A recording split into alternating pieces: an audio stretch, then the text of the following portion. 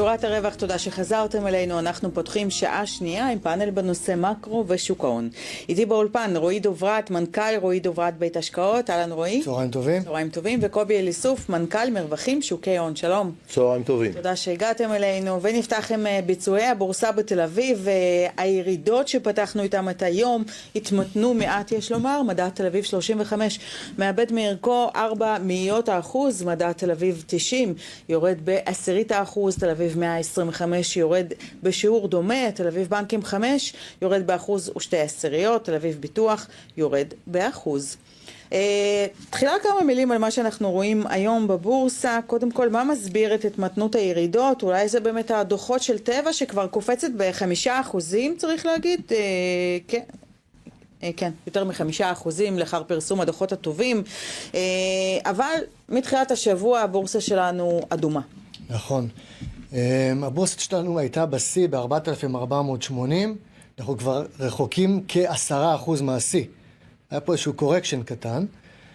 ביומיים האחרונים השווקים ירדו אצלנו כ2% כמעט כל יום, ובזמן שדווקא ב-S&P היה יציבות. כביכול השווקים לא אהבו את העניינים הגיאופוליטיים. מה שעוד קרה בתקופה הזאת זה הנסדק ירד בשיעורים חדים, הנסדק כבר 5 ימים ברציפות בירידות, סקטור הטכנולוגיה וסקטור השבבים, הסמי-קונדקטור, בירידות משמעותיות. מה שאני חושב שהשוק מפרש את זה שהעניינים הגיאופוליטיים כרגע נראים פחות טוב לישראל, ואנחנו רואים את המשקיעים יותר כרגע מרגישים לעבור לכלכלה יותר ישנה, תחומים יותר דיפנסיביים, ופחות למה שהיה טרנד בתקופה האחרונה. כן, כמו גם סקטור הבריאות למשל, גם אצלנו. בדיוק. איך אתה רואה את הירידות אצלנו, קובי? מה ששולט למעשה כרגע בשווקים זה מחיר הנפט, וכשהייתה איזושהי הקלה שטראמפ נסוג מהתקיפה, אני מזכיר לכם, לפני שבוע, נכון. התחיל איזשהו תיקון בנפט, שהגענו כבר לרמות של 91 ו-96 בברנט. הוא חזר בו מהתקיפה בערב שבת, כשנגמר המסחר, ואז הנפט צלל בחזרה לכיוון ה-78 עד 81. זה כמובן הפחית את ציפיות האינפלציה ואת הריבית קצת, והקל על השווקים.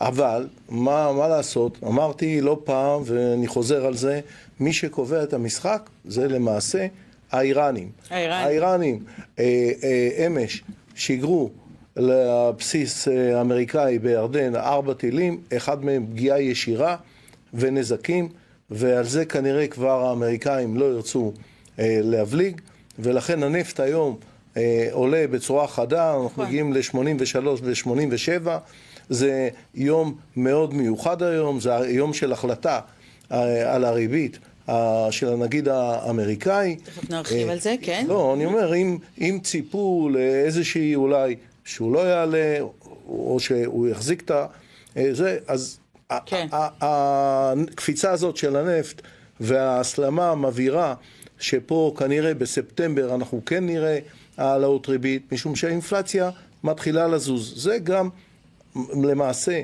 גם קובע לגבי הסכסוך הגיאופוליטי פה בישראל, למה הבורסה בישראל ירדה.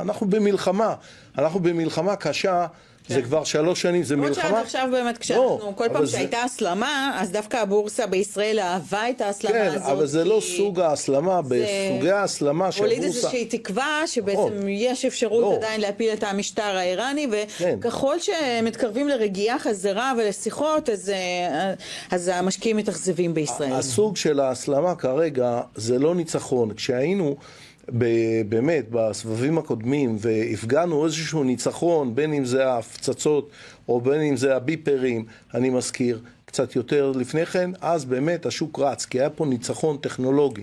אבל ככל שהמלחמה מתארכת, גם בנק ישראל מבין כרגע שכל הנחות הבסיס שלו הלכו. זאת אומרת, יש גם הסלמה גם בלבנון, וגם יהיה עוד סבב עם איראן, ומחיר הנפט לא ירד $70, אלא הולך יותר לכיוון $100. וכל הדברים האלה מעיבים גם על הצמיחה של ישראל ועל תקציב הביטחון.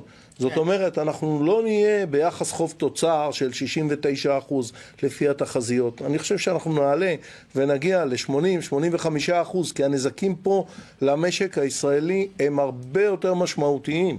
טוב, בואו נדבר על הנושא הבא שלנו, נעבור